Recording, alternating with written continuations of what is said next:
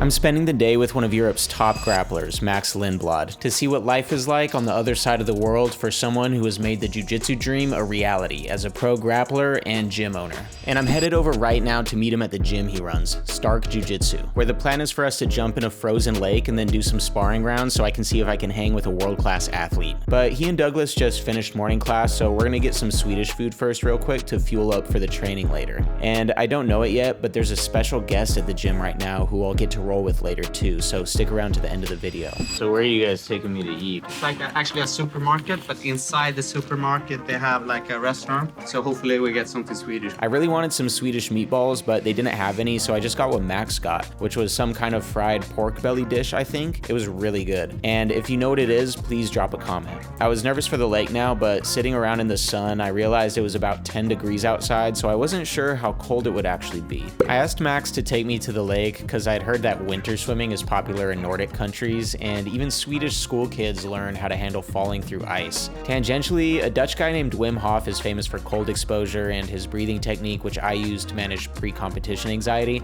so I was curious what a top competitor like Max does for meditation. What is it? Sasan. What is that? It's a form of meditation. So it's about being, like being zen, being present. But Sasan is very like raw.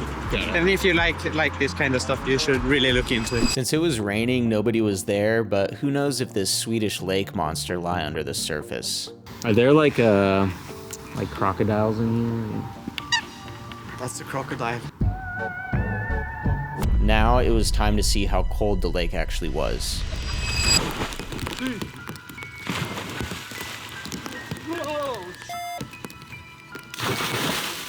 Yep. Oh, like it's better the second time. Yeah. No.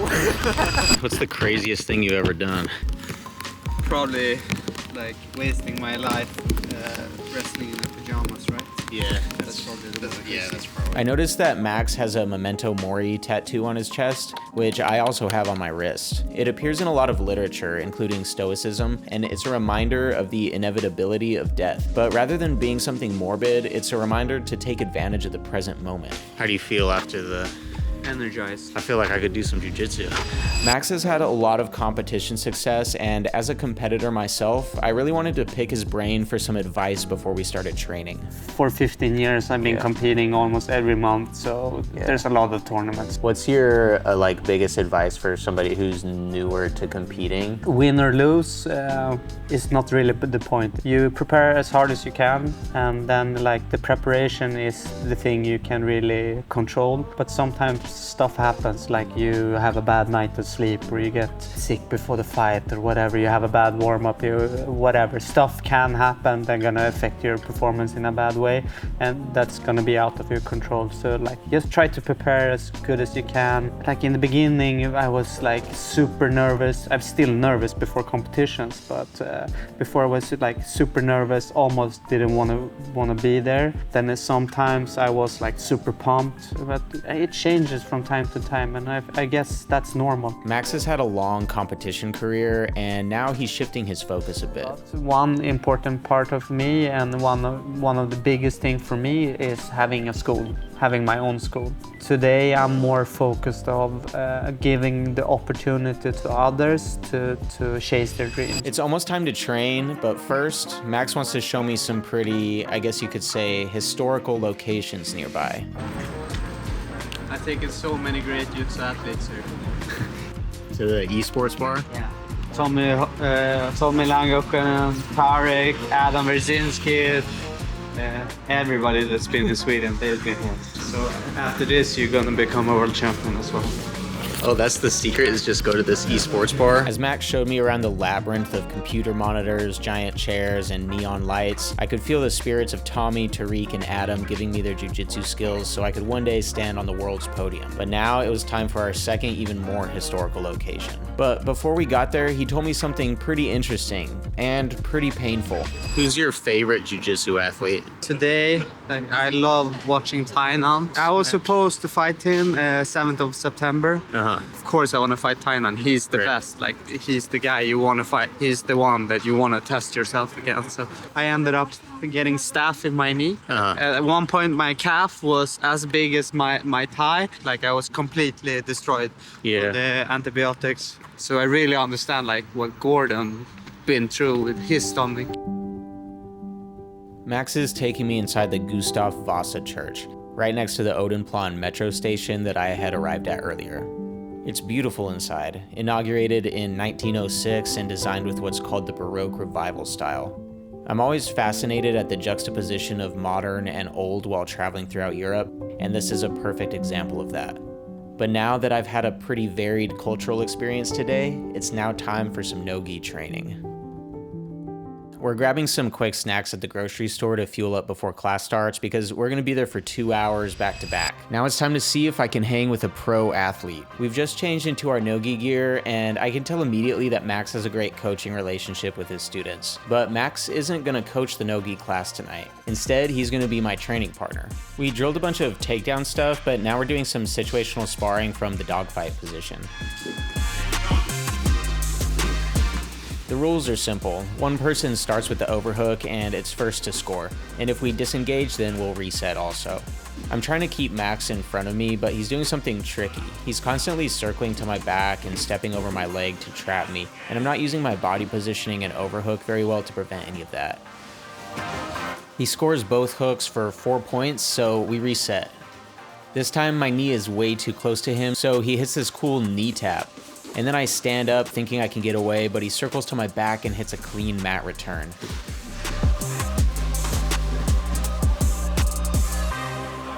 We're doing close guard now, and my safest bet is to just stand up, but he's going light, so he lets me open it, and I think I have a shot at passing when suddenly he inverts underneath me and goes for a leg attack right away. So I have to tap to the heel hook. We swap roles and I go full koala and then drop down into K-guard and try to do the matrix to his back for a cool highlight, but he's having none of that. And after a little bit of a fight from bottom, he pins my legs and passes straight to side control once again, scoring the win.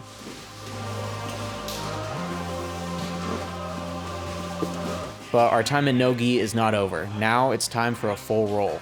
He pulls guard right away and immediately starts inverting to get to my legs, which I'm finding to be super annoying because I can't get any of my own offense going.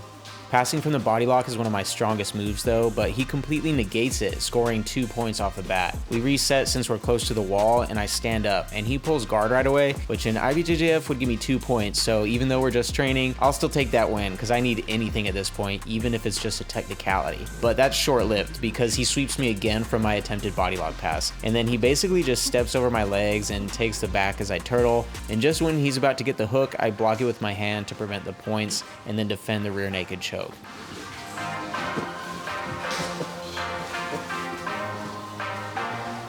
He lets me out and I stand up. He pulls guard and then goes straight in for yet another leg attack.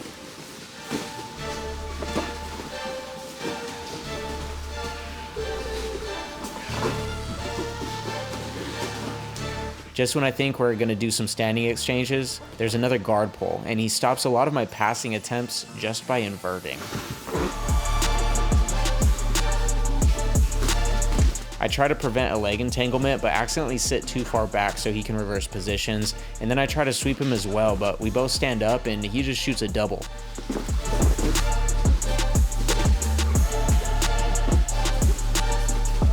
I'm exhausted at this point, and he goes for a classic transition from side smash to the mount and finishes it off with a nice head and arm choke.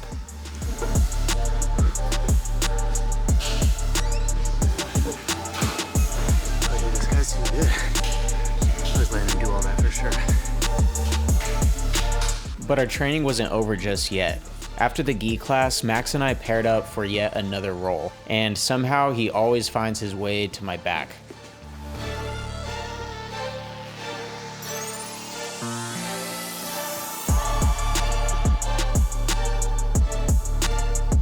Since he's constantly threatening inversions, once again I'm having a hard time setting up my passing, and he keeps threatening to dump me over with this spider hook.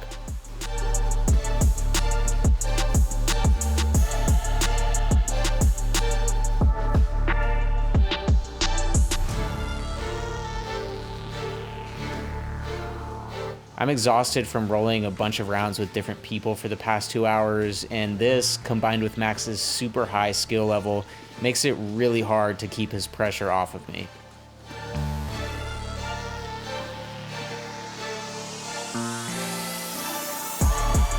But luckily this time I'm able to escape the choke attempt and turn back over into his guard. But I'm not safe yet. He almost sweeps me, but I keep my base, and suddenly I'm in a footlock, which is my favorite move. I guess it's gotta happen back to me every now and again.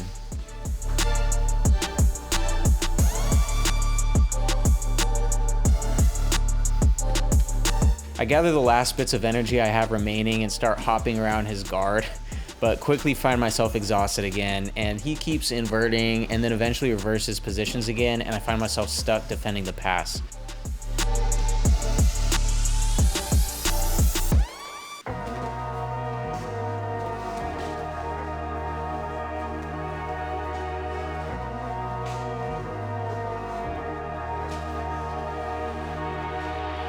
And I'm straining to keep it together when he throws his leg over to trap my arm for a reverse triangle. I'm just being lazy at this point, and he takes advantage of that to finish off the round with another quick triangle. Same thing as Nogi, I let him do all that. And now class is about to end, but to finish off the night of rolling, here's the special guest I mentioned at the beginning of the video, Margot Ciccarelli, one of the top female division competitors in the world. We're both super jet lagged and Margot's a bit hurt, so we're gonna take it easy for my sake. She starts super inverty, clearly trying to get to my back, but I had enough of that with Max, so I'm trying to keep her square in front of me as I try to pass. And just as I think I'm about to do something, she goes around to the back. But she's keeping it light as I square up again, but I'm not out of danger yet, as she inverts yet again and I find myself backstepping a lot.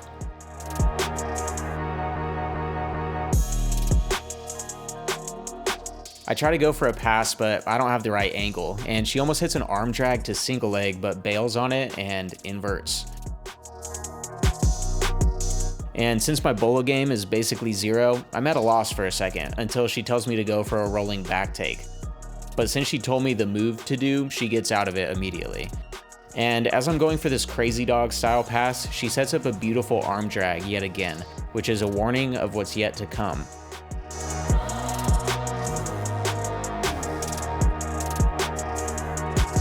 There's a lot of inversions and backsteppy stuff happening again, and I didn't take the hint the first time and go for a crazy dog again and end up right in her arm drag.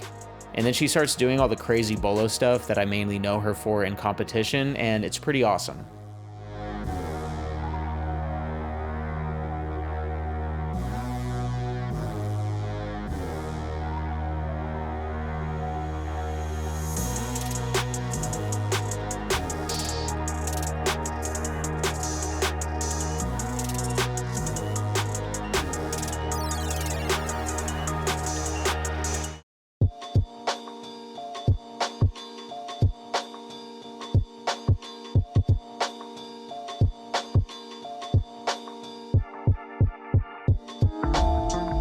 She almost gets past, so I turtle to prevent it, and she's on my back yet again.